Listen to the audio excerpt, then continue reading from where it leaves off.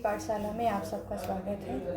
आज हम लोग यूपी टेट सी टेट में बाल विकास और शिक्षण विधि से पूछे जाने वाले प्रीवियस ईयर के प्रश्नों को हल करेंगे। पहला प्रश्न है, बुनियादी स्तर पर मातृभाषा में शिक्षा देना बेहतर है क्योंकि यह विकल्प है बच्चों में आत्मविश्वास का विकास करेगी, अधिगम को सरल बनाएगी, बौद्धिक विकास में सहायता करेगा या फिर प्राकृतिक वातावरण में बच्चों को सीखने में सहायता मिलेगी। तो बुनियादी स्तर पर मातृभाषा में शिक्षा से तात्पर्य क्या होता है? जो बच्चों की प्रारंभिक शिक्षा हो उनको हम क्या करें कि जो उनके आसपास की बोलचाल की भाषा है, जो उनके घर परिवार में आसपास में बोली जाती है, घरेलू भाषा जिसको हम कह सकते हैं, उसमें बच्चों को शिक्षित किया जाए। ऐसा करने से क्या होता है कि उनकी एक तो समझ बहुत बेहतर होती है, उनका याददाश्त उनकी जो है तेज होती है, क्योंकि वो उनके पढ़ाने के साथ साथ उनके जो आसपास का वातावरण होता है उसमें जो घरेलू हमारे कार्य होते हैं निजी जीवन के, उनको हम जो है करने के लिए एक जो अपनी मातृभाषा का प्रयोग करते हैं बातचीत के लिए, तो इसलिए बच्चे के समझने की जो क्षमता होती है वह बेहतर होती है और उसमें जो है रटने की क्षमता डेवलप नहीं होती है।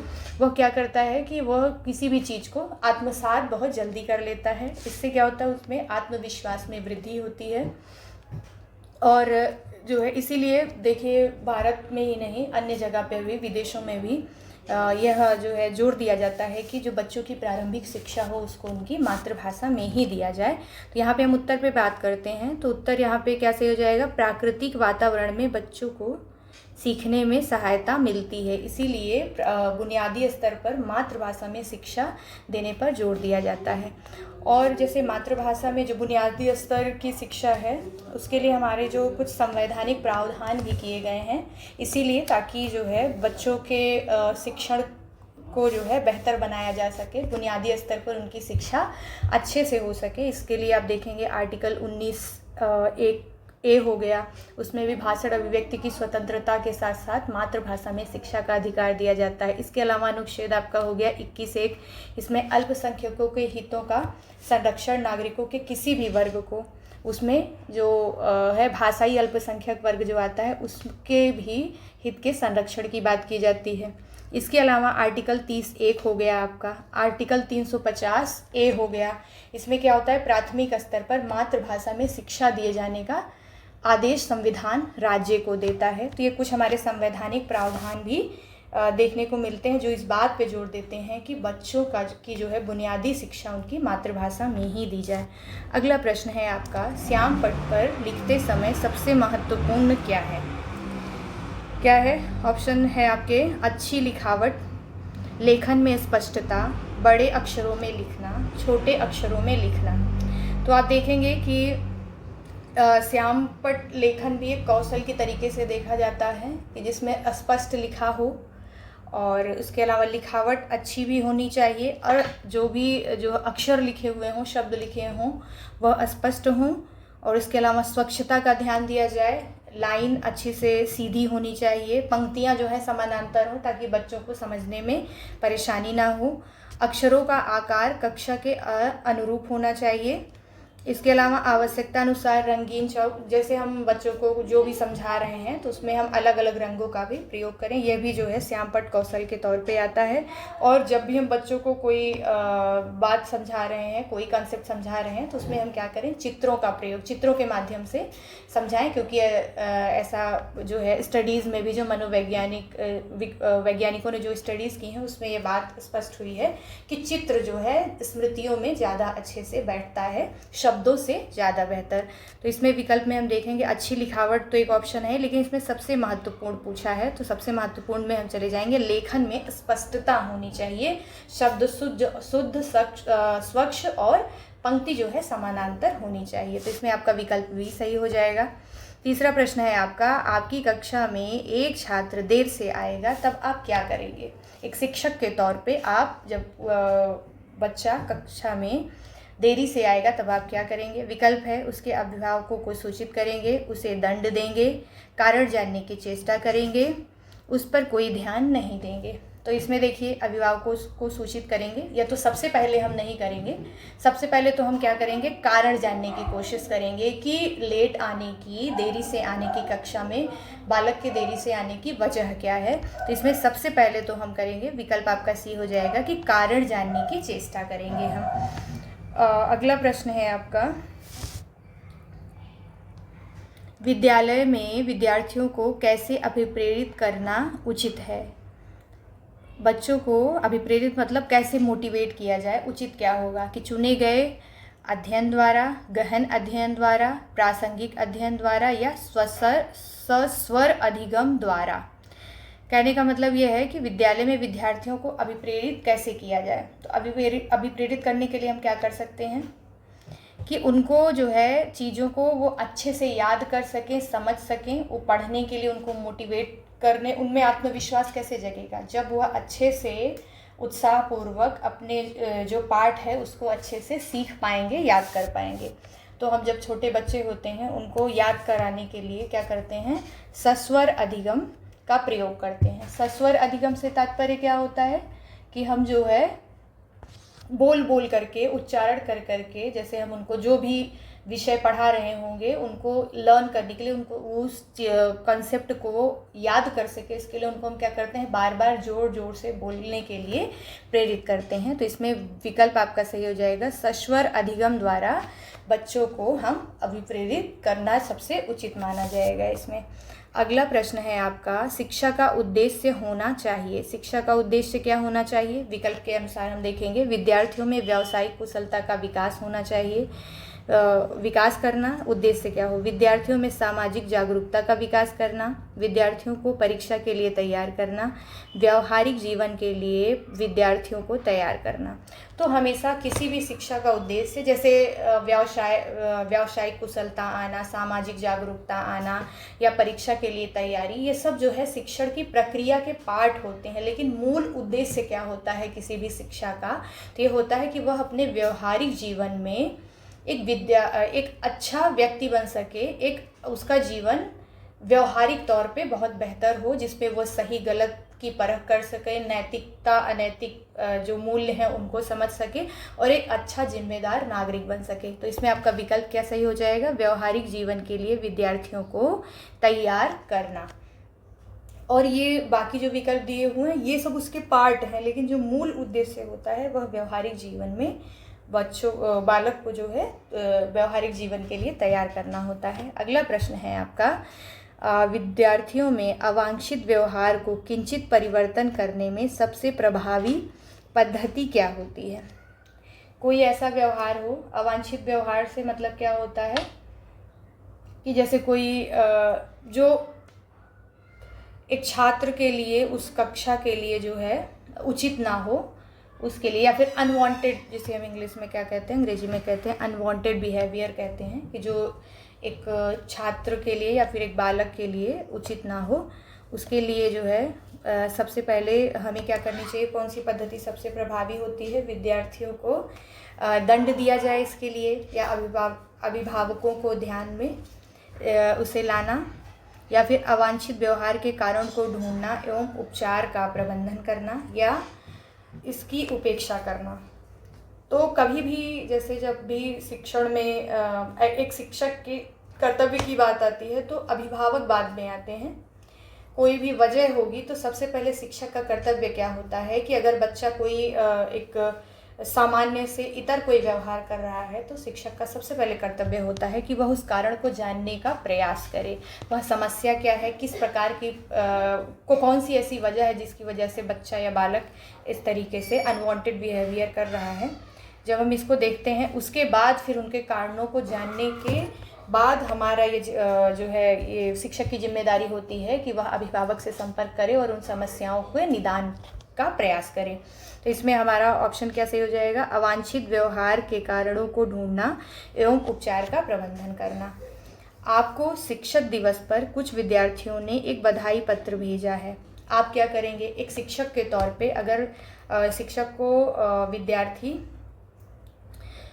शिक्षक दिवस पर बधाई पत्र भेजते हैं तो एक शिक्षक को क्या करना चाहिए। विकल्प है कुछ नहीं करेंगे, उन्हें धन्यवाद देंगे, उन्हें पैसे की बर्बादी नहीं करने के लिए बोलेंगे, उन्हें बदले में शुभकामनाएं देंगे।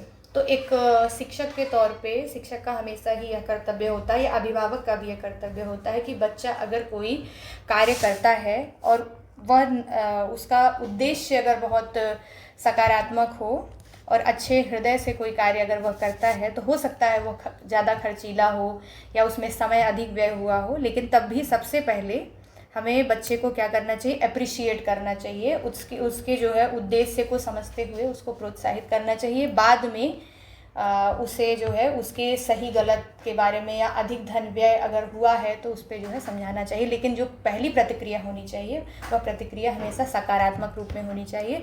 तो इसमें हमें विकल्प के तौर पे क्या सही हो जाएगा, उन्हें धन्यवाद देना चाहिए। आगे बढ़ते हैं। अगला प्रश्न है आपका, जब एक विद्यार्थी असफल होता है तो क्या समझा जाता है। किसी कक्षा का एक विद्यार्थी अगर असफल होता है तो पद्धति असफल है, शिक्षण पद्धति असफल है, या शिक्षक असफल है, या पाठ्य पुस्तकें असफल है, या व्यक्तिगत असफलता है। तो अगर कक्षा में 25 या 30 की संख्या में बच्चे हैं या 50 की संख्या में बच्चे हैं, उसमें से कोई अगर एक विद्यार्थी असफल हो जाता है तो उस विद्यार्थी की व्यक्तिगत असफलता मानी जाती है। लेकिन यहीं पर अगर क्लास के 50% से ज़्यादा बच्चे या अधिक मात्रा में बच्चे असफल हुए हों, तब ये शिक्षक की या शिक्षक के शिक्षण पद्धति की असफलता मानी जाती है। लेकिन यहाँ पे एक विद्यार्थी की बात हो रही है, तो इसलिए यहाँ पे विकल्प आपका सही हो जाएगा कि यह एक जो है ये विद्यार्थी की व्यक्तिगत असफलता मानी जाएगी। किसी विद्यार्थी की सबसे महत्वपूर्ण विशेषता क्या होती है। विद्यार्थी की सबसे महत्वपूर्ण विशेषता क्या मानी जाएगी। विकल्प है आपका उत्तरदायित्व की अनुभूति, ईमानदारी, सहभागिता या आज्ञाकारिता। तो एक अच्छा विद्यार्थी माना जाता है जो शिक्षक के द्वारा दिए गए निर्देशों, उनकी सलाह को जो है ध्यानपूर्वक सुनता है और उसका पालन करता है। तो यहाँ पे हो जाएगा आज्ञाकारिता एक शिक्षक की जो है महत्वपूर्ण विशेषता, सबसे महत्वपूर्ण विशेषता मानी जाती है। अगला प्रश्न है, इसकी व्याख्या भी देख लेते हैं। आचार शास्त्र में आज्ञाकारिता का अर्थ है कर्तव्य परायणता से। तो आज्ञाकारिता से क्या तात्पर्य होती है, कर्तव्य परायणता से तात्पर्य होता है यहाँ पे। और इसमें क्या होता है, इसी तरह आज्ञाकारिता का अर्थ है स्वेच्छापूर्वक नैतिक दायित्व को पूर्ण करना। विद्यार्थी जीवन में आज्ञाकारिता प्रवृत्ति का विद्यार्थी में होना इसकी सबसे महत्वपूर्ण विशेषता होती है। इसके अलावा भी कुछ विशेषताएं होती हैं विद्यार्थियों में, जैसे उनका जिज्ञासु होना बहुत ज़रूरी होता है, अनुशासन, डिसिप्लिन्ड होंगे। जब अच्छा विद्यार्थी वही होता है जो अनुशासनबद्ध होता है, डिसिप्लिन्ड होता है। आज्ञाकारिता और अनुशासनबद्ध होना लगभग सिमिलर ही माना जाता है कि जो है शिक्षकों द्वारा दिए गए निर्देश और उनके जो सलाह को जो है माने और शिक्षक द्वारा दिए गए निर्देशों का पालन करें, तो वही आज्ञाकारिता होती है। तो यहाँ पे सबसे जो महत्वपूर्ण विशेषता हो जाएगी वो आज्ञाकारिता हो जाएगी।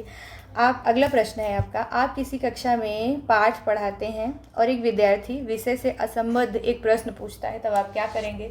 कक्षा में किसी एक विषय पर अगर क्लास चल रही हो और कोई बच्चा जो टॉपिक से इतर कोई सवाल पूछ लेगा, तब एक शिक्षक के तौर पे आपको क्या करना चाहिए। विकल्प है आपका, इसे असंबद्ध प्रश्न पूछने की अनुमति देंगे, उसे असंबद्ध प्रश्न पूछने की अनुमति नहीं देंगे, उसे गैर अनुशासित समझकर दंडित करेंगे, या फिर कक्षा के बाद प्रश्न का उत्तर देंगे। तो एक जो अच्छा जिम्मेदार शिक्षक होगा वह हमेशा बच्चों की जो जिज्ञासा होती है, जो उसकी क्यूरियोसिटी होती है, उसको हमेशा ही अप्रिशिएट करता है। अगर कोई बच्चा है, अगर उसमें बहुत सारे ऐसे बच्चे होते हैं जो एक्स्ट्रा ऑर्डिनरी होते हैं, अगर 50-25 की डेंसिटी में आपकी क्लास है तो उसमें 2-4 बच्चे ऐसे आपको ज़रूर मिलेंगे जिनको विषय से इतर भी जानने की बहुत ज़्यादा क्यूरियोसिटी रहती है। वो उनके मन में बहुत सारे सवाल उपजते हैं और वो उन सवालों के जवाब के लिए जो है शिक्षक के पास जाते हैं। तो कई बार ऐसा हो सकता है कि कक्षा चल रही हो और कोई बच्चा हो जो आउट ऑफ द टॉपिक जा करके आपसे कोई प्रश्न अगर पूछता है, तो एक शिक्षक की जो है जिम्मेदारी ये होती है कि वो क्लास के बाद एक जिम्मेदार शिक्षक के तौर पे वो क्या करेगा, उस प्रश्न का उत्तर देगा, लेकिन कक्षा के बाद देगा। तो यहाँ पे विकल्प आपका सही हो जाएगा डी, कक्षा के बाद प्रश्न का उत्तर देंगे। अगला प्रश्न है आपका, एक प्रसामान्य 12 वर्ष की आयु के बच्चे में सबसे अधिक होना संभव है। एक प्रसामान्य बच्चे में 12 वर्ष की आयु के बच्चे में सबसे अधिक होना संभव है। विकल्प है कुल प्रेरक समन्वय में कठिनाई, वयस्कों को खुश करने के बीच में दुश्चिंता की अनुभूति, अब और यहाँ में उसकी रुचियों को सीमित करना, समकक्षी के अनुमोदन के लिए बेचैन होना। तो जो प्रसामान्य से मतलब ये होता है कि सामान्य बच्चा जो होता है 12 वर्ष की आयु का, या फिर किशोरावस्था कह सकते हैं, 9 से 12 वर्ष की अवस्था के जो बच्चे, पूर्व किशोरावस्था होती है, क्योंकि 12 से 18 हो जाती है जो है किशोरावस्था। तो जो किशोरावस्था के पहले का समय होता है, इसमें बच्चा क्या होता है, सामान्य धीरे धीरे जो सामाजिक जीवन है उसमें लोगों से बहुत ज़्यादा इंटरेक्ट होने लगता है। जैसे कि पहले जब वो बाल्यावस्था में, शैशवावस्था में उसकी दुनिया बहुत सीमित होती है, उसके परिवार, आसपास के रिलेटिव, 2-4 मित्र ही उसकी दुनिया होते हैं। लेकिन जब वह पूर्व किशोरावस्था में आता है तो उसका धीरे धीरे इंटरेक्शन, बहुत सारी उसकी शारीरिक, मानसिक, हार्मोनल चेंजेस के साथ साथ उसमें जो है जिज्ञासा का भाव भी बढ़ता है और वो थोड़ा थोड़ा सोशल होना शुरू होता है।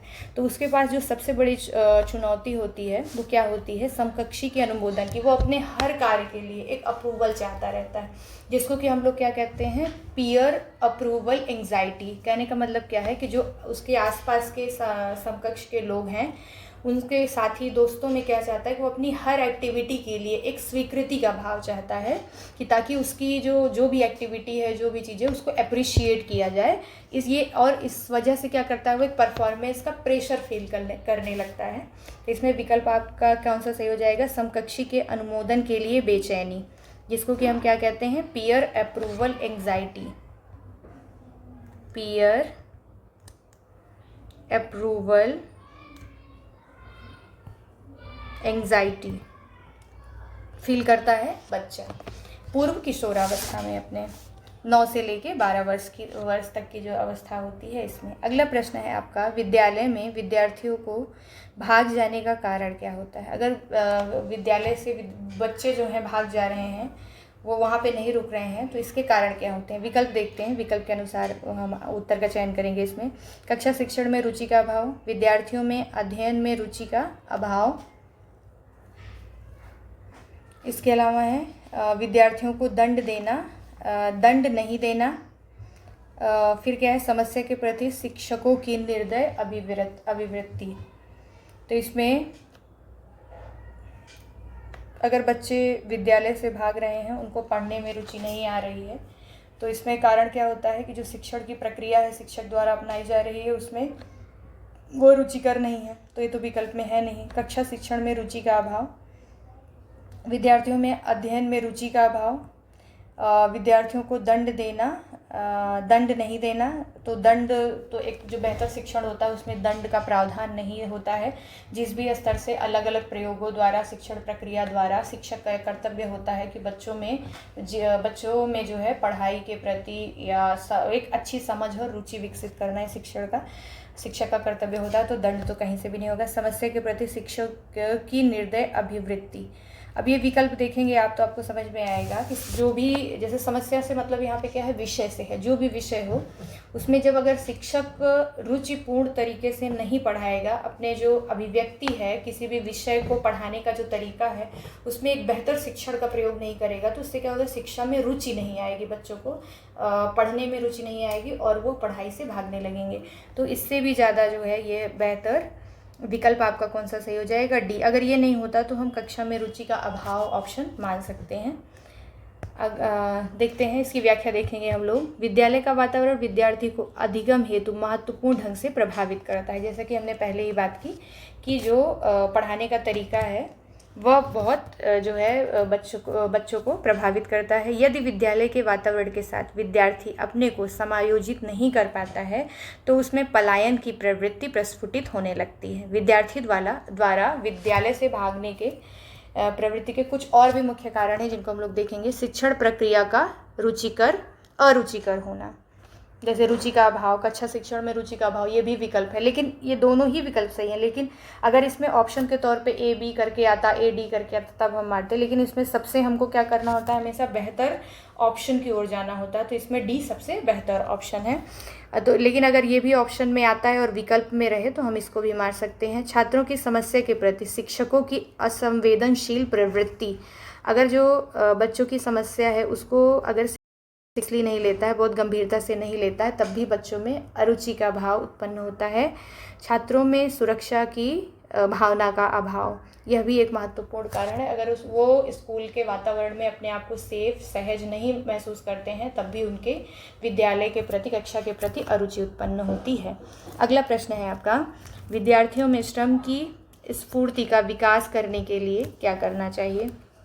श्रम की स्फूर्ति का विकास करने के लिए विद्यार्थियों पे एक शिक्षक के तौर पे क्या करना चाहिए? विकल्प है, शिक्षक अपने ही श्रम में प्रवृत्ति दिखाएगा, शिक्षक श्रम के महत्व पर व्याख्यान देगा, समय समय पर विद्यार्थियों को श्रम करने का अवसर देना, या फिर विद्यार्थियों को श्रम करने वाले लोगों का उदाहरण देना।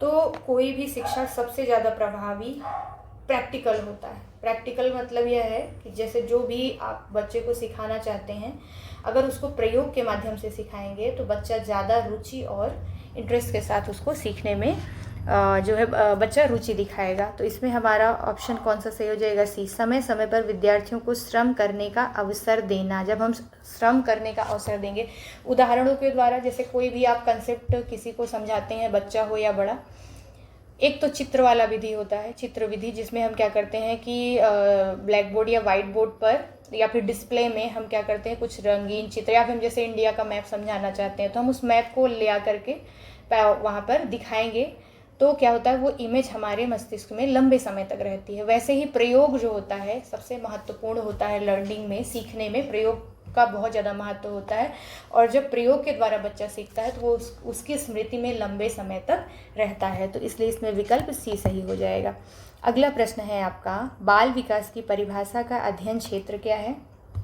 बाल विकास की परिभाषा का अध्ययन क्षेत्र, विकल्प है, मानवीय सामर्थ्यों में परिवर्तन का परीक्षण करना, जीवन अवधि के दौरान व्यवहार की व्याख्या ढूंढेगा, या फिर बच्चों की वयस्क या वरिष्ठ नागरिकों के साथ तुलना करेगा।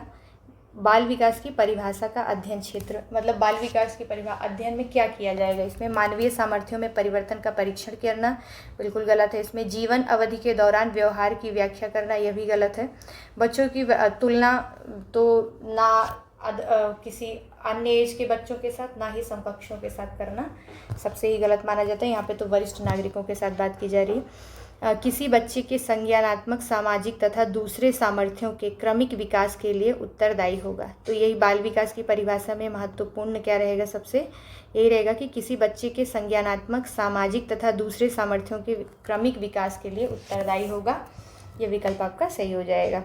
प्रश्न इसकी व्याख्या पढ़ते हैं। बालक के विकास में होने वाले क्रमिक परिवर्तन को बाल विकास कहा जाता है। बाल विकास से तात्पर्य क्या होता है कि बच्चे के विकास में जो क्रमिक परिवर्तन आते हैं, जिसको कि मनोवैज्ञानिकों ने क्या किया है, उम्र के क्रम के हिसाब से बांट दिया है, 2 से 6 वर्ष, 2 से 4 वर्ष ऐसे करके जो ना, और कुछ अवस्थाओं में उसको डिवाइड करके समझने का प्रयास किया है, तो उसी को बाल विकास कहते हैं। बाल विकास शब्द 2 शब्दों से मिलकर बना है, बालक और विकास। क्रो एंड क्रो वैज्ञानिक हैं, उन्होंने क्या बताया है, बाल मनोविज्ञान वह विज्ञान है जो व्यक्ति के विकास का वैज्ञानिक अध्ययन गर्भ काल से किशोरावस्था तक का करता है। बाल विकास का अध्ययन क्षेत्र बच्चों के संज्ञानात्मक, सामाजिक, नैतिक के क्रमिक विकास के प्रति उत्तरदायी होता है। अगला प्रश्न है आपका, प्राथमिक शिक्षक के लिए बाल मनोविज्ञान का ज्ञान आवश्यक है क्योंकि? विकल्प है, यह बच्चों को अनुशासित बनाने में सहायता करेगा, परीक्षा के परिणाम में उन्नति होगी, या बच्चों को अभिप्रेरित करने के लिए सुविधाजनक तरीका बन जाता है, या बच्चों के व्यवहार को समझने में शिक्षक की सहायता करता है। तो जब भी प्राथमिक शिक्षक हो, अगर वो बाल मनोविज्ञान का ज्ञान उसके लिए इसलिए आवश्यक होता है ताकि वह बच्चों के व्यवहार को अच्छे तरीके से समझ सके और कक्षा में उसकी समझ के अनुरूप अपने जो भी कंसेप्ट या विचार वो बच्चों को समझाना चाहता है, जो भी बात वह बच्चों को समझाना चाहता है, उसको बेहतर तरीके से समझा सके। इसलिए बहुत ज़रूरी होता है कि वह बच्चों के व्यवहार को समझे शिक्षक। इसीलिए आवश्यक है कि वो बाल मनोविज्ञान की शिक्षा उसके पास होनी चाहिए कि बच्चों का जो है मनोविज्ञान कैसे काम करता है, वह कौन सी बात पे किस तरीके से रिएक्ट करते हैं। आगे बढ़ते हैं। अगला प्रश्न है, मानवीय मूल्यों जो प्रकृति में सार्वत्रिक है के विकास का अर्थ क्या होता है? मानवीय मूल्यों जो कि क्या होता है, सार्वत्रिक है, के विकास का अर्थ क्या होता है। तो ऑप्शन दिया गया है मतारोपण, अनुकरण, अभिव्यक्ति या अंगीकरण। तो इसमें हम, इससे क्या मतलब होता है, मतारोपण से मतलब क्या होता है कि जिसमें हम मोस्टली क्या करते हैं, बहुत सारे लोगों के मत लेकर के, जिसको कि आजकल की मतलब क्या पोलिंग जो देखते हैं आप चुनाव में होता है कि बहुत सारे लोगों के मत ले करके किसी बात, किसी विचार, किसी भी एक कोई प्रश्न लिया जाए और उस पर 10 लोग, 50 लोग, 60 लोगों के मत लिए जाएं, उसी को पोलिंग कहा जाता है। इसके बाद क्या होता है, अनुकरण होता है। अनुकरण से मतलब ये होता है कि हम किसी बात को समझ करके, सीख करके किसी का अनुसरण करें, या फिर हम क्या करते हैं कि एडॉप्टेशन, अंगीकरण करते हैं, या फिर एक्सप्रेशन, अभिव्यक्ति के द्वारा जो है प्राकृतिक सार्वत्रिक के विकास का अर्थ मानवीय मूल्यों की। तो इसमें सबसे ज़्यादा क्या हो जाएगा, एडॉप्टेशन हो जाता है, एडॉप्शन हो जाता है, जिसमें हम क्या करते हैं कि अंगीकरण करते हैं, मतलब स्वीकार करते हैं या ग्रहण करते हैं। तो मानवीय मूल्य जो प्राकृत में सार्वत्रिक हैं, सब जगह पे हैं, वे विकास का अर्थ उसके अंगीकरण से होता है। तो किससे होता है, एडॉप्शन से होता है। अगला प्रश्न है आपका, अपने विद्यार्थी को समझने के लिए एक शिक्षक में अच्छी जानकारी होनी चाहिए। किस चीज़ की जानकारी अच्छी होनी चाहिए? बाल मनोविज्ञान की बिल्कुल हमने बात की थी, बाल मनोविज्ञान की समझ शिक्षक में होनी चाहिए विद्यार्थी को समझने के लिए। फिर क्या है, बच्चे को समझने की प्रवृत्ति होनी चाहिए, बच्चों को बिल्कुल होनी चाहिए। विषय वस्तु के प्रति विद्यार्थियों के मत की भी जो है विषय वस्तु के प्रति अच्छी जानकारी होनी चाहिए, बिल्कुल। तो इसमें ऑप्शन आपका क्या सही हो जाएगा, सारे ही विकल्प आपके सही हैं। कि शिक्षक का व्याख्या देखते हैं, शिक्षक का व्यक्तित्व बालक पर सीधा प्रभाव डालता है, बच्चा उसे आदर्श के रूप में ग्रहण करता है तथा उनके व्यवहार का अनुकरण करता है। अपने विद्यार्थियों को समझने के लिए शिक्षक के आवश्यक गुण क्या क्या होने चाहिए। हमने अभी पढ़ा ही है कि शिक्षक को बाल मनोविज्ञान की समझ होनी चाहिए, शिक्षक को बच्चों के बुद्धि के स्तर की भी समझ होनी चाहिए कि कक्षा में अगर 5, 10, 20 बच्चे हैं तो उनके बुद्धि का स्तर कैसा है, क्योंकि उसमें कुछ ऐसे बच्चे होंगे जो किसी भी बात को एक ही बार में समझ जाते होंगे, किसी के लिए उसको दोहराना पड़ता होगा, किसी को प्रयोग के द्वारा अच्छा समझ आता होगा, किसी को समझाने के लिए उसको ज़्यादा समय लगता होगा समझने के लिए। तो ये सारी ही बातें एक अच्छे शिक्षक को पता होनी चाहिए। विषय वस्तु के प्रति विद्यार्थियों के मन की समझ होनी चाहिए। जैसे कोई भी जिस भी टॉपिक, हर बच्चा कुछ उसके प्लस पॉइंट्स होते हैं, कुछ माइनस पॉइंट्स होते हैं। हर जो भी बच्चा होता है वो कोई किसी विषय में बेहतर होता है, किसी को मैथ कैलकुलेशन का अच्छा नॉलेज होता है, किसी की भाषा पे अच्छी पकड़ होती है, लैंग्वेज और ग्रामर अच्छा समझता है। तो ये बातें शिक्षक को पता होनी चाहिए। और बच्चों को समझने की प्रवृत्ति का ज्ञान होना चाहिए। प्रवृत्ति का ज्ञान कहाँ से आएगा, वही बाल मनोविज्ञान की शिक्षा से ही प्रवृत्ति का ज्ञान आता है। तो आगे बढ़ते हैं। अगला प्रश्न है, निम्न में से किस स्तर में बच्चे अपने समकक्षी वर्ग के सक्रिय सदस्य बनते हैं। समकक्षी वर्ग के मतलब जो उसके हम एज होते हैं उनके साथ जो है वो ज़्यादा घुलते मिलते हैं, उनके साथ रहना पसंद करते हैं। वो कौन सा एज ग्रुप होता है। तो विकल्प में हम देखेंगे किशोरावस्था हो गया, वयस्क अवस्था हो गया, प्राक बाल्यावस्था हो गया। प्राक बाल्यावस्था से मतलब क्या होता है, बाल्यावस्था से जो पहले का समय रहता है, या फिर बाल्यावस्था। तो इसमें आपका जो है किशोरावस्था की जो उम्र होती है, जिसमें बच्चे मित्र बनाना, मित्रों के साथ रहना, अपने सहपाठियों के साथ खेलना ज़्यादा पसंद करते हैं। तो 9 से 12 या 13 वर्ष की जो अवस्था होती है, किशोरावस्था आपकी जो होती है वह हो जाती है 9 से 13 अवस्था तक की जो होती है। और इसमें जो है इसको प्रारंभिक किशोरावस्था के अंतर्गत रखा जाता है, क्योंकि इसके बाद जो आपका किशोरावस्था का समय आता है वो आता है 14 से 18 वर्ष का। तो इसमें लेकिन किशोरावस्था लिखा है तो हम इसी विकल्प पर जाएंगे, क्योंकि ये पूर्व किशोरावस्था के अंतर्गत आता है। जो 9 से 13 वर्ष तक की आयु होती है उसको पूर्व किशोरावस्था के अंतर्गत रखते हैं। और किशोरावस्था को हम सामान्यतः 14 से 18 वर्ष तक की अवस्था के अंतर्गत रखते हैं। लेकिन यहाँ पे हम विकल्प 1 के साथ जाएंगे, क्योंकि यहाँ पे पूर्व किशोरावस्था ना दे करके किशोरावस्था ही दिया हुआ है। इसमें बच्चे अपने हमेश के जो मित्र होते हैं उनके साथ खेलना, उनके साथ बातचीत करना, अपनी बातें शेयर करना ज़्यादा पसंद करते हैं। अगला प्रश्न है आपका, मनोचित्रण का संदर्भ है। मनोचित्रण से क्या तात्पर्य होता है। तो यहाँ पे हम देखते हैं का संदर्भ क्या होता है। अर्थग्राह्यता को बढ़ाने की एक तकनीकी है मनोचित्रण। जोखिम भरे कार्य के लिए कर्म योजना, मन का चित्रण या मन के प्रकार्य का अन्वेषण करना। तो मनोचित्रण से तात्पर्य क्या होता है? मनोचित्रण से तात्पर्य होता है मन के प्रकार्य का अन्वेषण। प्रकार्य से यहाँ पे फंक्शनिंग से लेना देना होता है कि मनुष्य के जो मन होते हैं उनकी फंक्शनिंग कैसे कार्य करती है। व्याख्या पढ़ते हैं इसकी। मनोचित्रण का अर्थ कल्पना से है। कल्पना में बालक में सृजनात्मकता तथा मानसिक विकास उत्पन्न होता है, जिससे बालक की तर्क तथा सोचने की क्षमता में विकास होता है और बालक में नई चीज़ों की अन्वेषण करने की क्षमता भी प्रबल होती है। मनोचित्रण का अर्थ मन के प्रकार्य का अन्वेषण करने से होता है।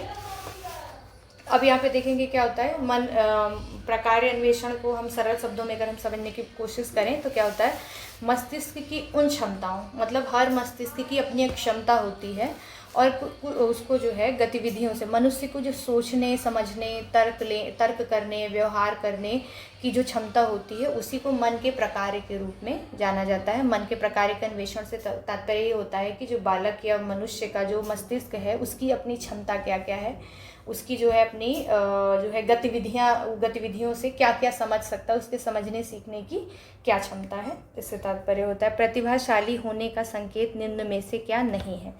कोई भी व्यक्ति या बालक प्रतिभाशाली है वह कैसे जाना जा सकता है।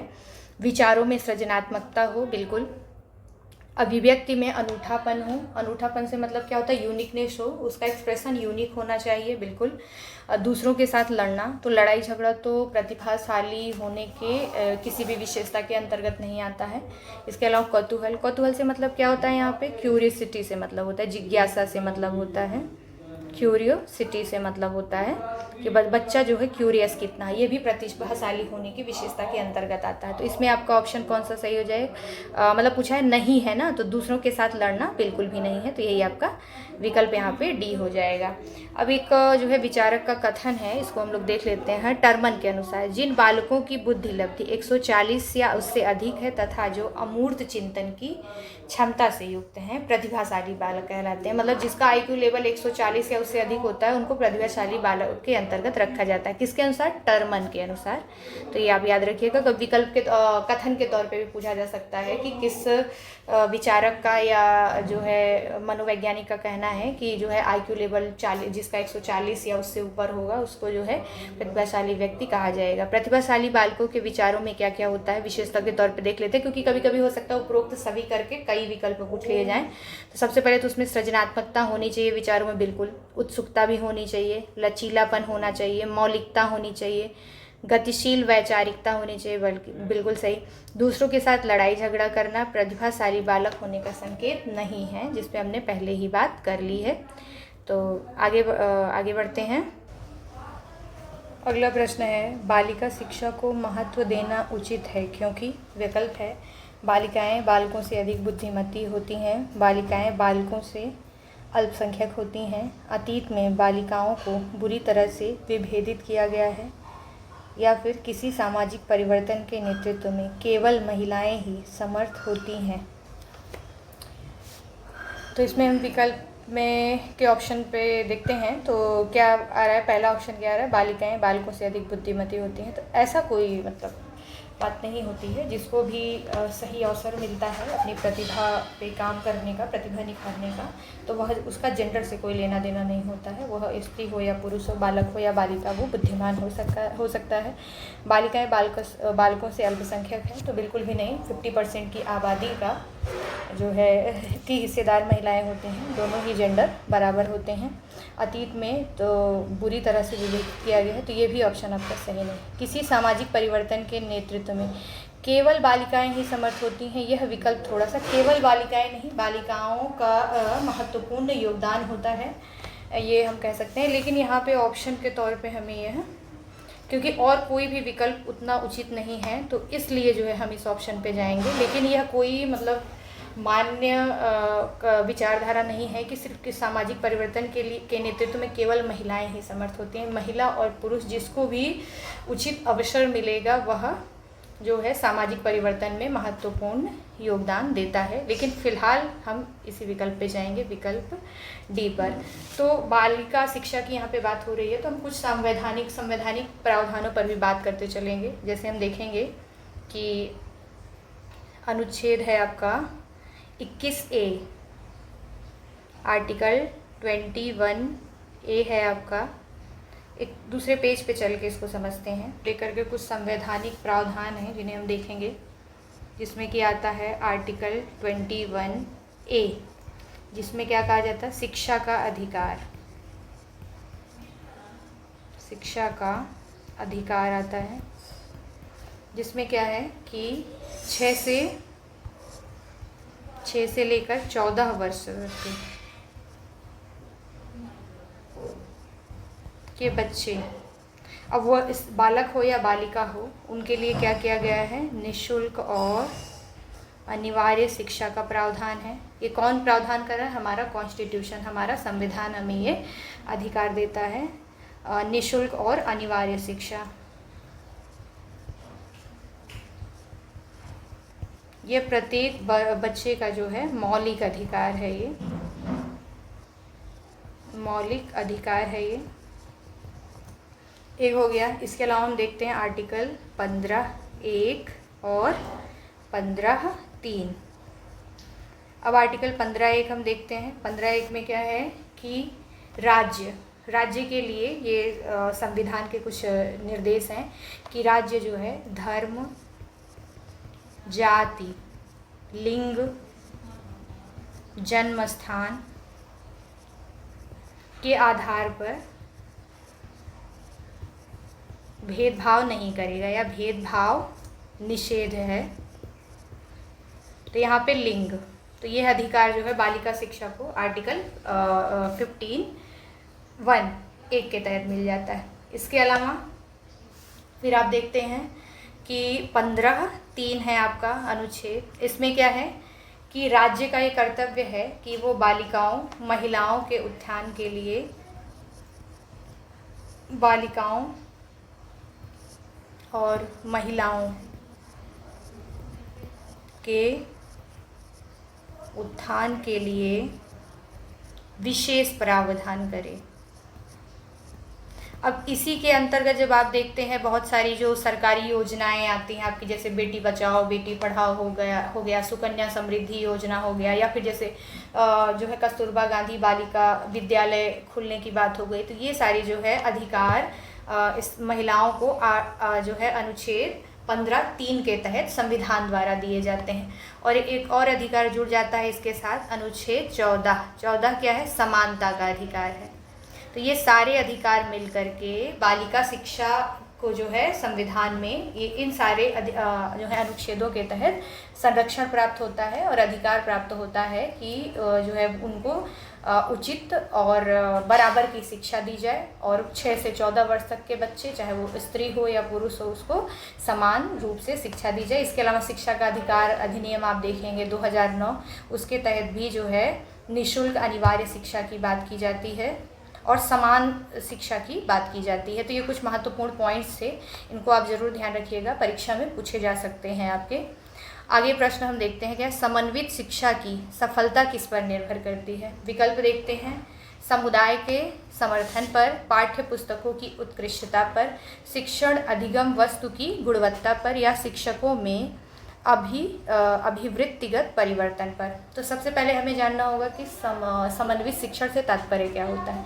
इंग्लिश में इसको इंक्लूसिव एजुकेशन कहते हैं, जिसमें क्या किया जाता है, विशिष्ट और सामान्य बालिकों को साथ साथ समान रूप से शिक्षा प्रदान की जाती है। मतलब जैसे कोई शारीरिक अक्षमता हो, जिसको कि आजकल दिव्यांग कहा जाता है, अगर कुछ ऐसे बच्चे हैं, या फिर उनको जैसे कोई मानसिक स्तर पे कोई सामान्य बच्चों से थोड़े से भी भिन्न हो, किसी को जो है देखने में हल्की समस्या हो सकती है, या फिर हो सकता है शारीरिक अक्षमता कोई हो, तो जो सामान्य, या फिर कोई जैसे IQ लेवल के हिसाब से ही बात होती है, कोई थोड़ा सा समझने में जिसको दिक्कत हो रही हो, या देखने में दिक्कत हो रही, जिसका विजुअल थोड़ा इशू हो, या फिर हाथ में पैर में कोई दिक्कत हो, तो इस तरीके के जो विशिष्ट बच्चे होते हैं, विशेष बच्चे होते हैं, उनको, और जो सामान्य बच्चे होते हैं उनको एक साथ एक कक्षा में शिक्षा देना जो है, इस यही जो है और ये जो भी हमने बात की आर्टिकल 14 समानता के अधिकार से रिलेटेड है, किसको समानता के सिद्धांत पे आधारित माना जाता है, किसको समन्वित शिक्षा को। तो जैसे कभी विकल्प में कभी जो है प्रश्न के तौर पे पूछा जा सकता है कि ऐसी कौन सी शिक्षा है जिसमें क्या होता है कि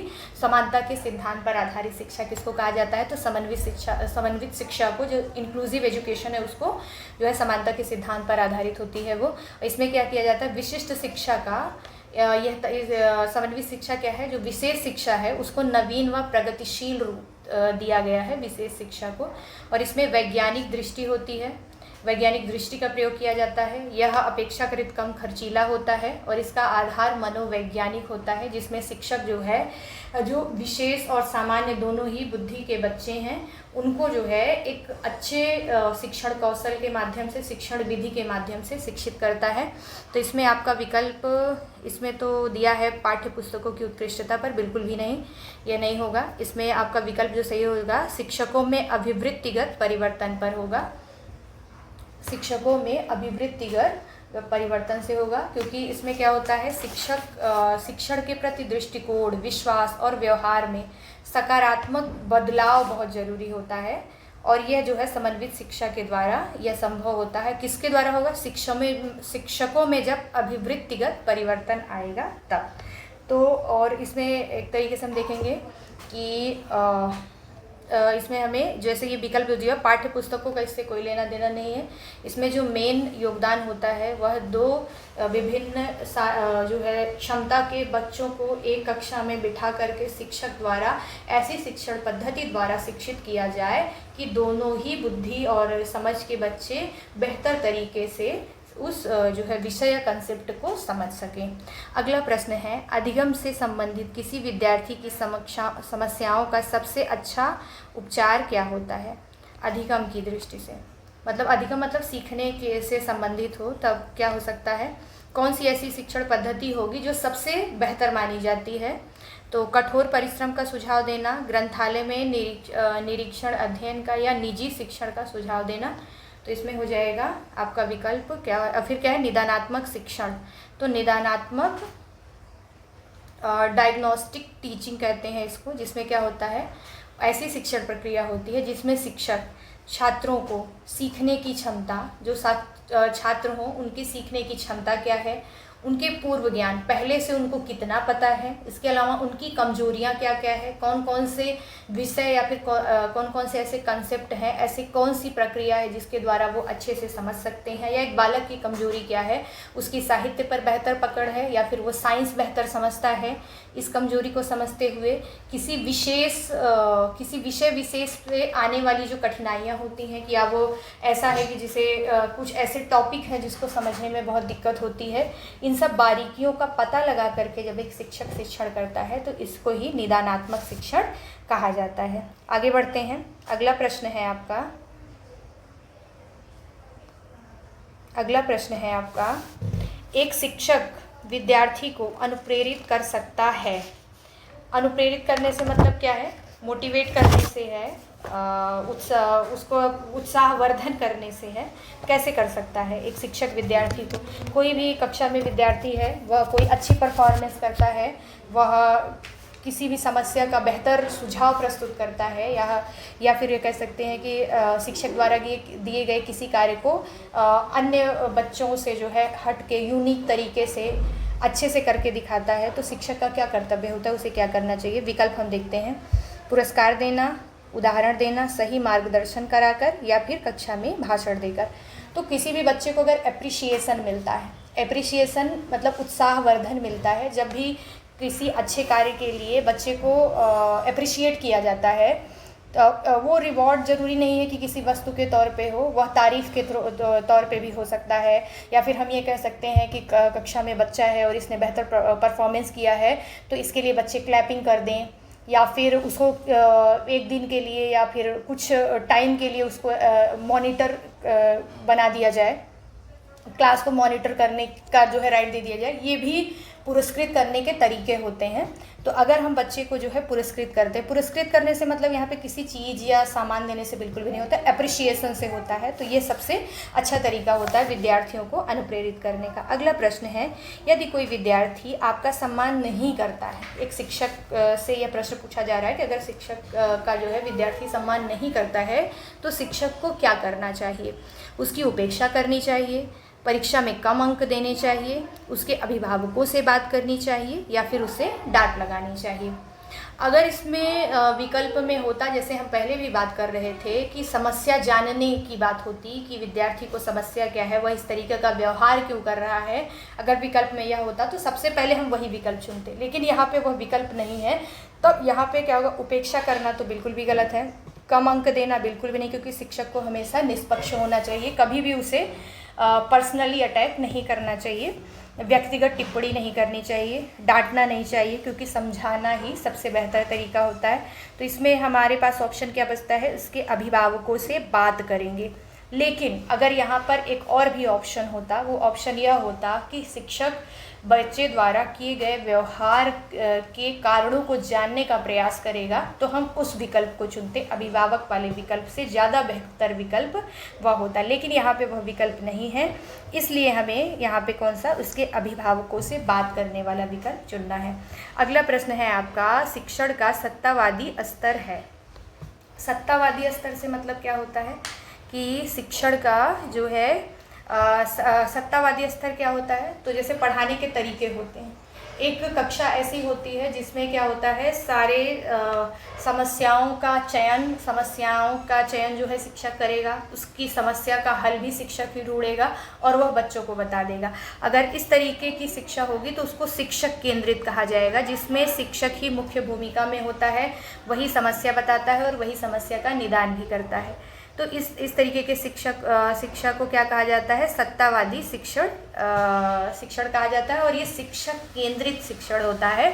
अगर वहीं पे क्या किया जाए, शिक्षण में छात्र केंद्रित हो, जिसमें शिक्षक समस्या बताए या फिर कोई भी एक टॉपिक दे जिसपे बच्चे जो है उसमें समस्या खोजें और उसका निदान भी प्रस्तुत करें, तो इसमें क्या होता है, शिक्षक छात्र केंद्रित हो जाता है और वह जो शिक्षण स्तर होता है वो प्रजातांत्रिक हो जाता है। अगर ये भी आप याद रखिएगा ये, लेकिन यहाँ पे जो ऑप्शन सही होगा आपका शिक्षक केंद्रित होगा। अगला प्रश्न है आपका, चरित्र का विकास होता है। चरित्र का विकास कैसे होता है? इच्छा शक्ति द्वारा होता है, बर्ताव और व्यवहार द्वारा होता है, नैतिकता द्वारा होता है या फिर उपर्युक्त सभी के द्वारा होता है। इच्छा शक्ति भी होनी चाहिए आपके बच्चे के पास, बर्ताव और व्यवहार भी अच्छा होना चाहिए, नैतिकता के मूल्य भी उसके अंदर होने चाहिए, सही गलत की समझ होनी चाहिए। ये सारे ही पॉइंट्स दिए हुए हैं, ये सारे पॉइंट्स मिल करके ही एक अच्छे चरित्र का निर्माण होता है। अगला प्रश्न है आपका, निम्नलिखित में से कौन सा शिक्षण अधिगम का स्तर नहीं है? तो आपको पता है शिक्षण अधिगम के 3 स्तर होते हैं, स्मृति, बोध और चिंतन। 3 स्तर माने जाते हैं। 3 स्तर, स्मृति हो गया, बोध को ही समझ कहा जाता है और चिंतनशीलता होती है। आपको पता है स्मृति स्तर जो होता है, इसके जो प्रतिपादक माने जाते हैं वो कौन माने जाते हैं? हर्बर्ट माने जाते हैं। और जो समझ या बोध का स्तर होता है, इसके प्रतिपादक कौन माने जाते हैं? मॉरिसन माने जाते हैं। ये भी आप पॉइंट्स लिखते चलिएगा, क्योंकि पॉइंट पूछ सकता है कि स्मृति स्तर के प्रतिपादक कौन माने जाते हैं। या फिर चिंतनशील के प्रतिपादक माने जाते हैं हंट।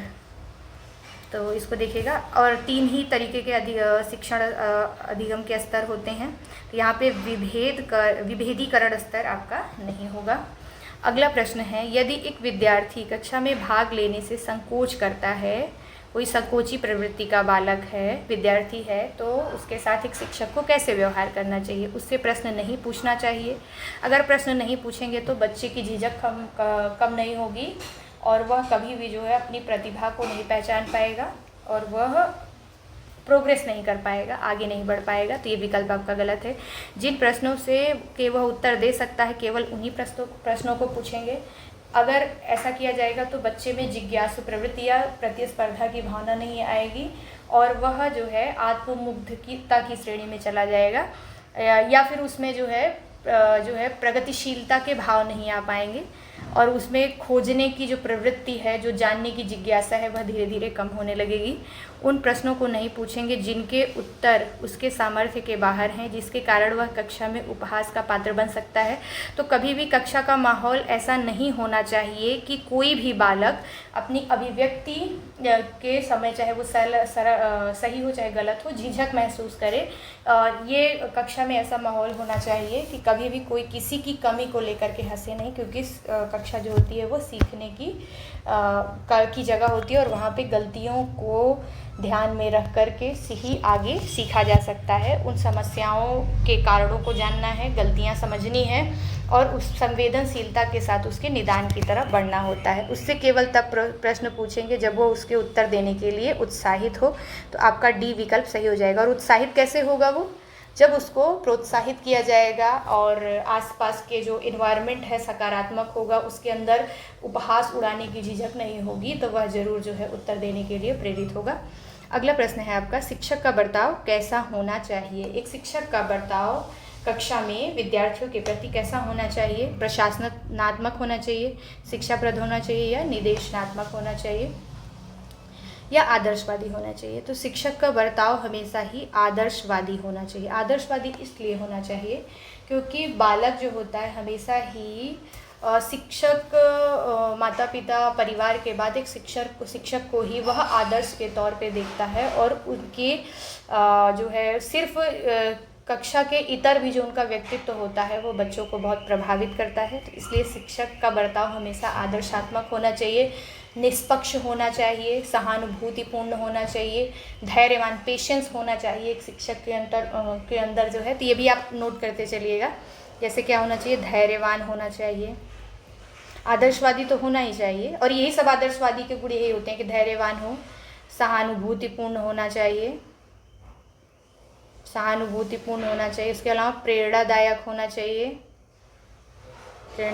होना चाहिए, मार्गदर्शक के तौर पे होना चाहिए, जो बच्चों की कमियों को जान करके उनको सही दिशा में प्रेरित कर सके। और उसके अलावा सबसे बड़ी बात क्या होनी चाहिए? निष्पक्ष होना चाहिए।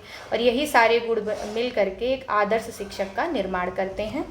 तो कभी ये भी पूछ सकता है कि एक आदर्श शिक्षक के क्या क्या लक्षण होने चाहिए? तो निष्पक्षता होनी चाहिए, उसके अंदर धैर्य होना चाहिए, सहानुभूतिपूर्ण उसका व्यवहार होना चाहिए, प्रेरणादायक होना चाहिए, उसके अलावा एक मार्गदर्शक के तौर पे शिक्षक होना चाहिए।